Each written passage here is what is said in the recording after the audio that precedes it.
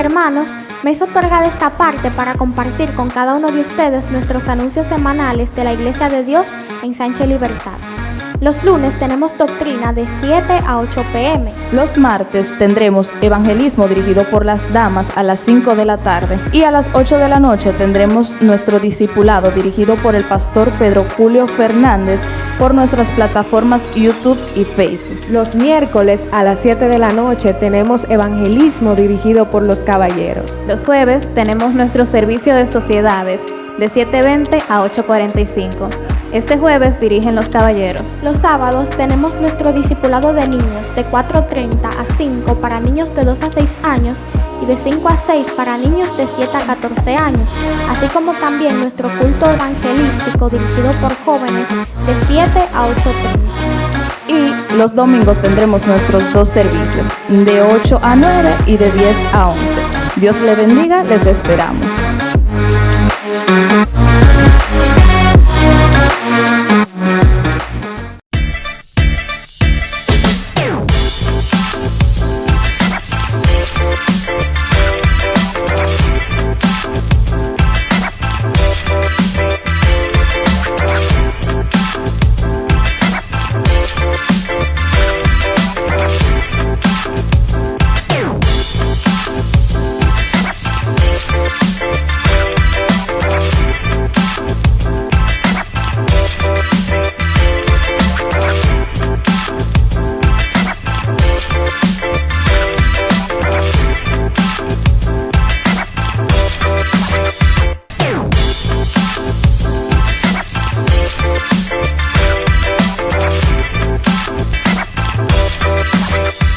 Dios le bendiga, Dios le guarde.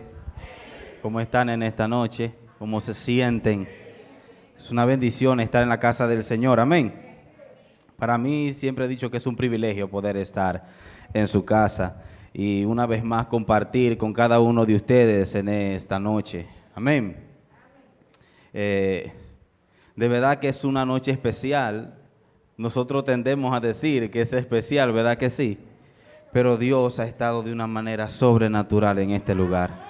Su Espíritu Santo ha estado aquí abrazándonos, ha estado aquí con nosotros, ministrando nuestros corazones, llenándonos de vida, amén. Y yo creo que el Señor va a seguir trabajando en cada una de nuestras vidas conforme a sus propósitos, amén. Como la mayoría saben, no sé si todos, qué bueno verte, Dios te bendiga. Como muchos ya saben, el tema de esta noche es cuidando mi autoestima, amén. Y vamos a hablar acerca de ese tema que es bastante importante. La comisión que recibí fue del Señor, porque de verdad que como me lo informaron en el momento fue de gran bendición para mi vida, amén. Y cuando nosotros hablamos de autoestima, me gustaría que nosotros podamos definir de una manera clara y sencilla lo que significa la palabra autoestima. Y dice que es la valoración, la percepción o el juicio positivo o negativo que tiene una persona de sí misma en función de la evaluación de sus pensamientos, sentimientos y experiencias. Por lo que el autoestima siempre va a estar valorada en cómo yo me veo a mí mismo. De allí entonces dependen dos tipos básicos de la autoestima. Otra definición que quería hablar acerca de ella es: la autoestima está relacionada con la autoimagen. En otra palabra, es cómo yo me veo a mí mismo, que es el concepto que se tiene de uno mismo, y con la autopercepción, que se trata del conocimiento propio de las cualidades y los defectos. De aquí hay muchas discusiones y hay mucho contenido acerca de la autoestima, pero se desprenden dos tipos de autoestima. Está el alta autoestima, que no es más que la persona que se cree más de lo que es, o que le da tanta importancia a lo que sabe, a lo que tiene o las cualidades, que se ve exageradamente elevado. Hay personas que hablan más de lo que tienen que lo que realmente son. Yo no sé si usted ha escuchado personas que dicen yo hago, yo digo, yo esto, y cuando usted lo ve en el campo no es lo que él decía ser. Tiene una autoestima por encima de lo que él se cree, y muchas veces podemos llegar al punto de la arrogancia, porque nos pensamos mayor a lo que somos. Pero también puede suceder todo lo contrario, y es la baja autoestima, que no es más bien que usted entonces verse menos de lo que realmente es. Por lo que entonces en el momento necesitamos encontrar una percepción adecuada para yo verme de la manera correcta. Nosotros como cristianos y como creyentes en el Señor, entonces vamos a Dios, vamos a su palabra, y allí nosotros podemos encontrar qué realmente somos, quiénes realmente somos y cómo debemos vernos.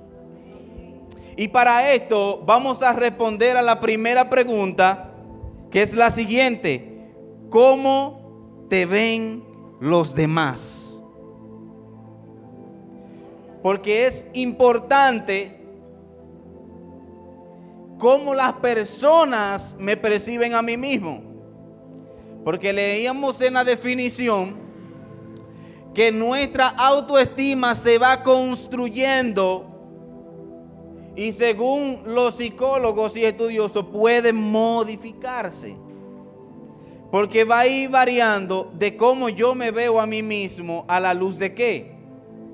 Por lo que nosotros como creyentes vamos a la palabra de Dios para poder encontrar es como el equilibrio perfecto para yo decir, debo verme así. No por encima, no por debajo, sino como Dios me ve. Pero nosotros somos afectados por cómo las personas me ven, es decir, cómo me ven los demás. Y me gustaría que nosotros fuéramos a la palabra del Señor en la historia de David y Goliat. Y me gustaría que fuéramos a 1 de Samuel, capítulo 17, del 42 al 44, que dice así. 42. Cuando el filisteo miró y vio a David, lo tuvo en poco, porque era muchacho, rubio y bien parecido. Y el filisteo le dijo a David: ¿acaso soy yo perro que vienes contra mí con palos? Y el filisteo maldijo a David por sus dioses. También dijo el filisteo a David: ven a mí y te daré tu carne a las aves del cielo y a las fieras del campo. David, para ilustrar un poco la historia, David era el muchachito que su papá lo tenía apacentando las ovejas, que ni lo consideraba como parte de la familia per se, porque cuando el profeta fue a ungir al ungido de Dios, su papá Elí no se lo presentó a Samuel. Lo tenía pastoreando ovejas. Y los padres, su papá, la percepción que tenía de David, como este fue concebido en adulterio, lo tenían en poco. Y por esto lo tenían a David pastoreando las ovejas de su padre. Pero lo que quizás su papá ni sus hermanos sabían era que allí Dios lo estaba entrenando. Mientras que otros decían, ese es el muchachito que está en el campo apacentando las ovejas. Mientras que sus hermanos se creían grandes soldados, y cuando llegaron los filisteos nadie pudo enfrentarlo. Tenían una percepción demasiado elevada de sí mismos, mientras que Dios estaba formando la autoestima y estaba formando el carácter de David. Y cuando se le acerca a este muchachito, dice que lo vio muchacho, lo vio rubio, blanquito. Nosotros diríamos, pero que ese muchacho es como Poppy, ese muchacho no está acostumbrado a ensuciarse. No está acostumbrado a la guerra.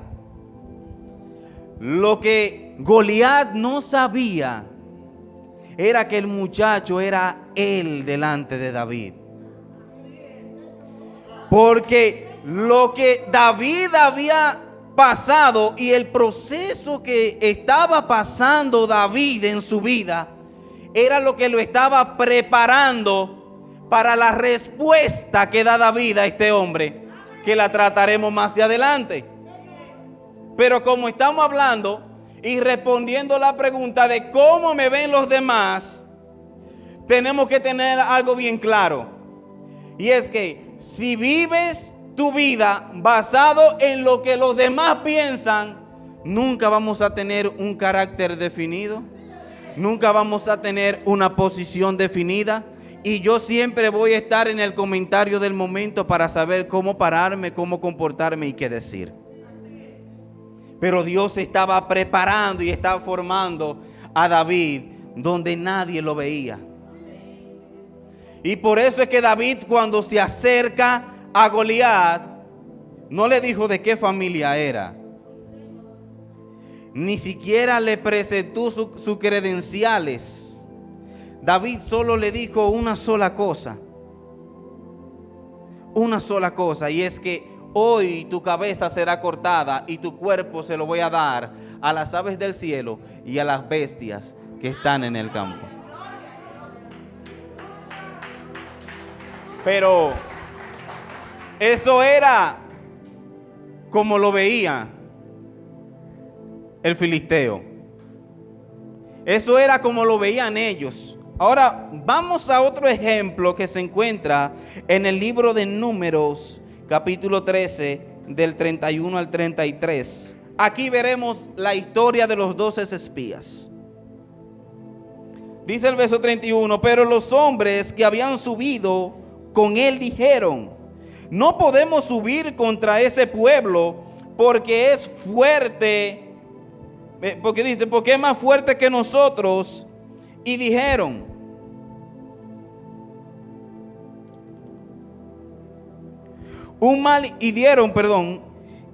dieron un mal informe a los hijos de Israel de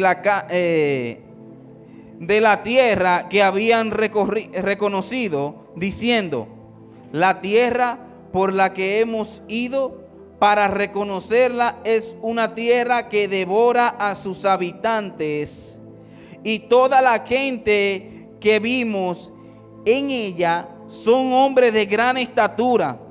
Vimos allí también a los gigantes, los hijos de Anac, son parte de la raza de los gigantes. Refiriéndose que los hijos de Anac eran parte de los gigantes, también lo que conocíamos como Goliat, que habían otros gigantes, no solamente era Goliat. Y a nosotros nos pareció que éramos como langostas, y así parecíamos ante sus ojos. Leo esto porque la reacción del pueblo fue la siguiente.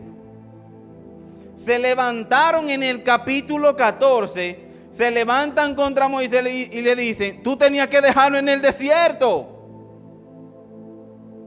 ¿Para qué tú nos traíste aquí? ¿Para qué nos hiciste pasar por el desierto? Y ahora que supuestamente vamos a recibir lo prometido, parafraseando yo, entonces nos encontramos con personas que son gigantes, que nosotros no podemos contra ellos.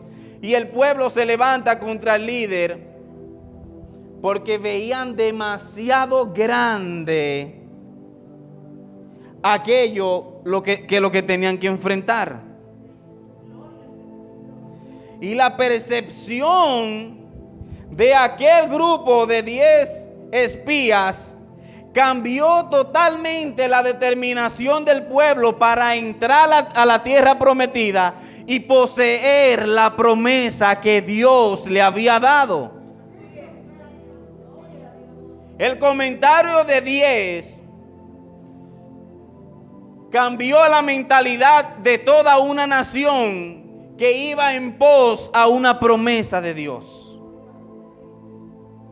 El comentario de 10 cambió la determinación de aquello por lo que habían esperado no solo ellos, sino sus padres. Recordemos que los que entraron a la tierra prometida no fue lo que salieron.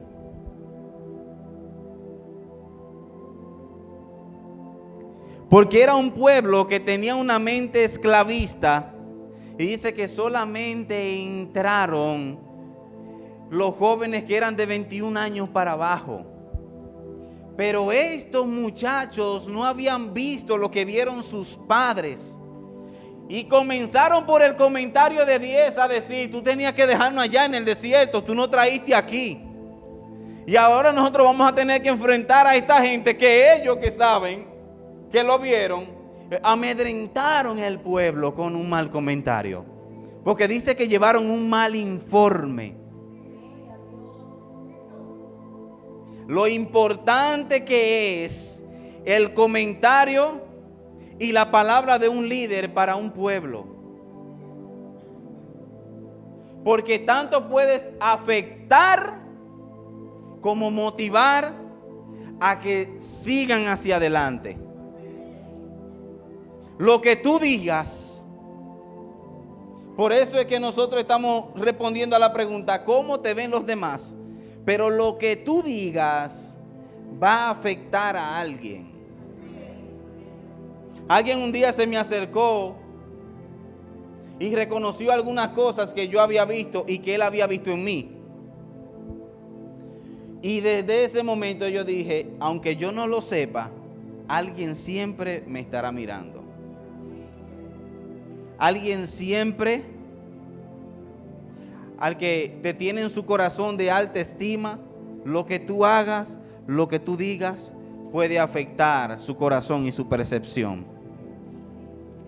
Por eso como líder debemos cuidarnos, debemos protegernos uno con otro. Ahora vamos a responder a la pregunta número 2. La pregunta número 2 es, entonces, ¿cómo te ves a ti mismo? ¿Cómo me veo yo?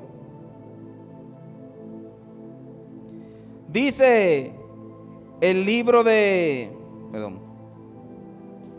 Números, capítulo 14, verso del 6 en adelante.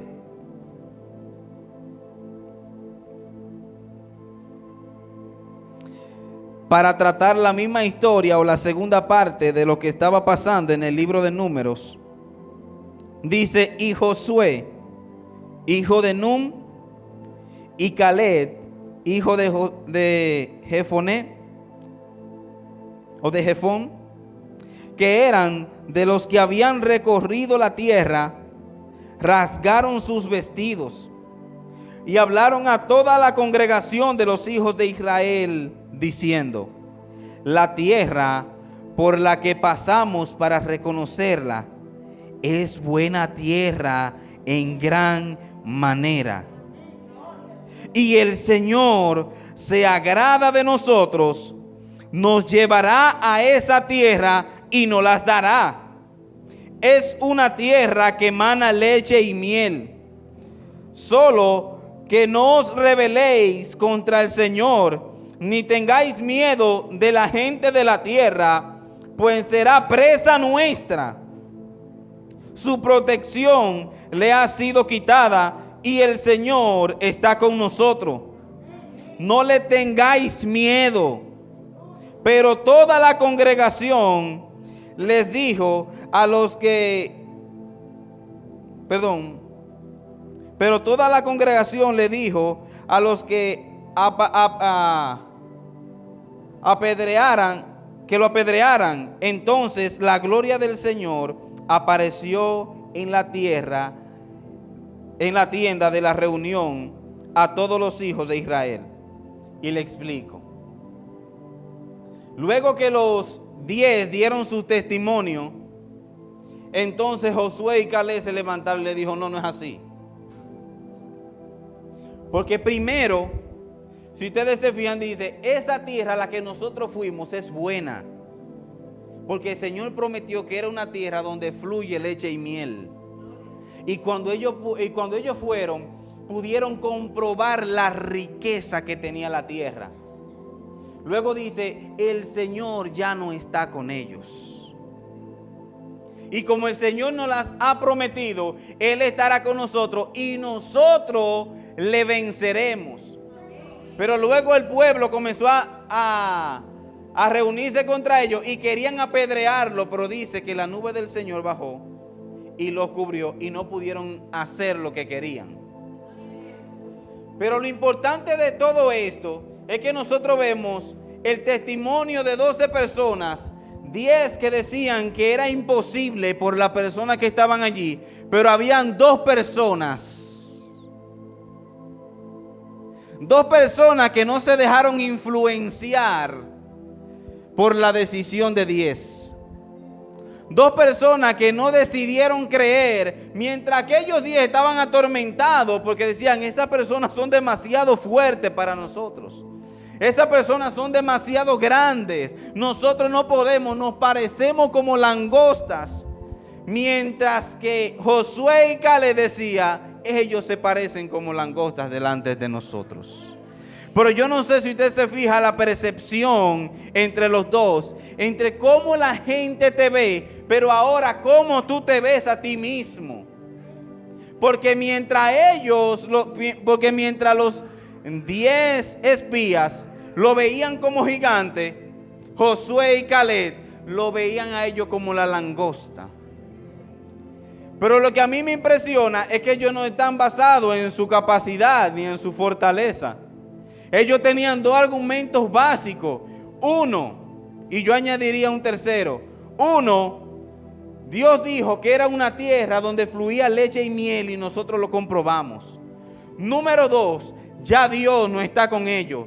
Y número 3, nosotros vamos a entrar a poseer esa tierra prometida porque nosotros tenemos al Señor de nuestro lado. Por lo que su punto de vista o el punto de partida de su autoestima no estaba en su propia persona, sino en cómo ellos se veían en la promesa de su Dios. En cómo ellos se veían a la luz de lo que Dios había prometido a cada uno de ellos. No estaba basado en que yo puedo tener un título. No estaba basado en mis habilidades ni mis capacidades, ni tampoco en lo que yo sé. Su confianza, lo que a ellos le permitieron ver a Dios como Dios y a ellos como Dios lo ve, fue la relación que ellos tenían con Dios. Era como ellos estaban delante del Señor, lo que hizo que cambiara todo el juego. Yo quiero entonces que nosotros nos vayamos nuevamente a Samuel, capítulo 17. Entonces vamos a ver los versos 45 en adelante.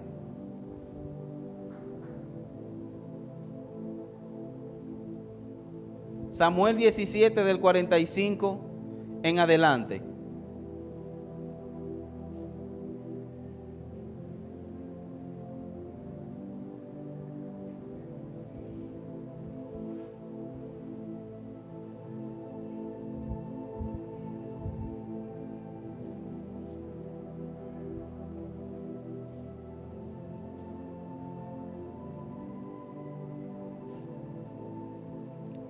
Entonces dijo David al filisteo, recuérdese que estamos respondiendo a la pregunta, ¿cómo yo me veo a mí mismo?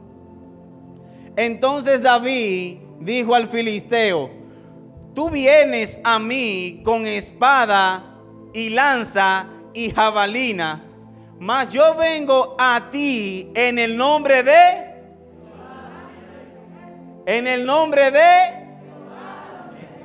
Jehová de los ejércitos, el Dios de los escuadrones de Israel, a quien tú has provocado. No es un capricho de un hombre. No estamos tratando de defender de que yo soy más fuerte que tú. Ahora estamos enfrente de un hombre que se ha levantado en contra de la nación escogida de Dios. Y David simplemente lo está poniendo al corriente y le está diciendo: tú vienes hacia nosotros con espada, lanza y jabalina, pero nuestras armas, pero en el nombre de quien yo vengo, es de Jehová de los ejércitos. Vamos nuevamente a David. Y era que la estima de David no estaba en lo que él sabía, porque aunque él reconoció sus habilidades, que cabe aclarar que no es malo que uno reconozca que es bueno en algo. Todo lo contrario. Vamos a ver más adelante que el apóstol Pablo dice que el que tiene un don, que lo use. Pero aquí David simplemente tuvo que convencer a los que no estaban seguros. Porque cuando David se le presenta al rey, que le dice que tú estás flaquito, tú eres rubio, mi hijo, para enfrentarte con este hombre. Y solamente David tuvo que responderle, decirle: mi señor, cuando yo estaba en el campo y yo cuidaba las ovejas de mi padre, y cuando venía un oso y quería comerse a una de las ovejas, yo lo mataba. No era para defenderme a mí, era para defender a las ovejas de mi padre. Cuando venía un león, yo no me defendía yo. Cuando quería comerse a una oveja, entonces yo lo tomaba por la quijada y yo lo mataba. Y fuese oso o león, tu siervo lo mataba. ¿Tú estás escuchando? Tu siervo lo mataba. ¿Puedes tú identificar en las palabras de David arrogancia? Él reconocía que él defendía y se ponía al frente por lo que su padre le había puesto, pero que en medio de ese proceso Dios lo estaba formando. Y dice que cuando venía uno en contra de las ovejas, tu siervo, no este gran guerrero, no los hermanos de David que se creían la última Coca-Cola del desierto, que cuando lo vieron que iba llegando a llevarle alimento, lo primero que le dijeron: ahí viene tú. Ahí viene tú. Porque lo que sucede es que mientras nosotros vamos sumergiéndonos en Dios, cuando nosotros vamos conociendo a Dios y la gente comienza a darse cuenta que tú no sigues la corriente, muchos te van a confundir con arrogante. Muchos van a decir que tú eres prepotente, pero es simplemente que pueda ser que esté lidiando con una baja autoestima que no le permita ver que tú simplemente te estás viendo a la luz de lo que Dios dijo. Y que si él se ve a la luz de lo que Dios dijo, se va a ver igual que tú. Pero dice que cuando él venía, verso siguiente, 46.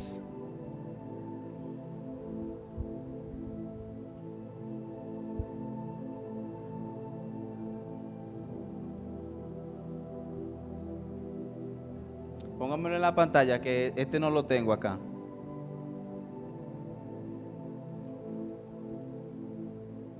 ...46... Y Saúl dejó de seguir a los filisteos, y los filisteos se fueron a su lugar. No, es el 17, papi. 17:46. Jehová te entregará hoy en mi mano, y yo te venceré y te cortaré la cabeza y daré hoy los cuerpos de los filisteos a las aves del cielo y a las bestias de la tierra, y toda la tierra sabrá que hay Dios en Israel. Tenemos que vernos como Dios nos ve. Por eso vámonos a Romanos capítulo 12, verso 3 en adelante.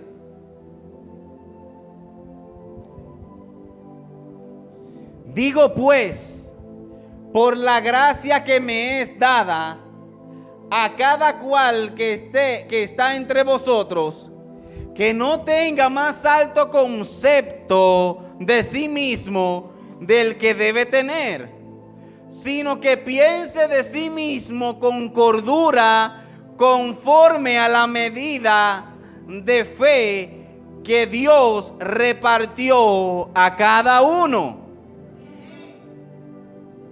Verso 4. Porque de la manera que un cuerpo tiene muchos miembros, pero todos los miembros no tienen la misma función, así nosotros, siendo muchos, somos un cuerpo en Cristo, y todos miembros los unos de los otros. De manera que, teniendo diferentes dones según la gracia que se nos es dada, el de profecía, úsese conforme a la medida de la fe. O si de servicio, en servir. O el que enseña, en la enseñanza. Verso 8. El que exhorta, en la exhortación. Y el que reparte con liberalidad. El que preside con solicitud. El que hace misericordia con alegría. Dios, el apóstol Pablo le escribió: por la gracia que Dios me ha dado, yo le digo a ustedes, nadie tenga concepto más alto de sí mismo del que debe tener. No te creas lo último, pero tampoco te creas lo poco, y hace el equilibrio. Y luego dice: el que enseña, enseñe. El que tiene profecía, que la use conforme a la fe que ha recibido. El que sirve, sirva. El que reparte, que dé con libertad.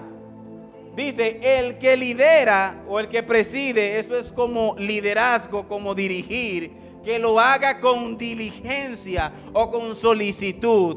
Y el que tiene misericordia, dice que lo haga con alegría. Esta es la forma como nosotros debemos vernos a la luz de las Escrituras. Que lo que Dios me ha dado, como el apóstol Pablo lo estaba explicando, todos somos parte de un cuerpo. Estamos unidos el uno al otro, pero no hacemos lo mismo. Ahora, lo que Dios te ha dado, úsalo. Porque hay personas que piensan que porque sirven, limpian y no tienen el don de quizás el otro hermanito que es el que predica, como esta muchacha que cantó aquí, que canta hermoso.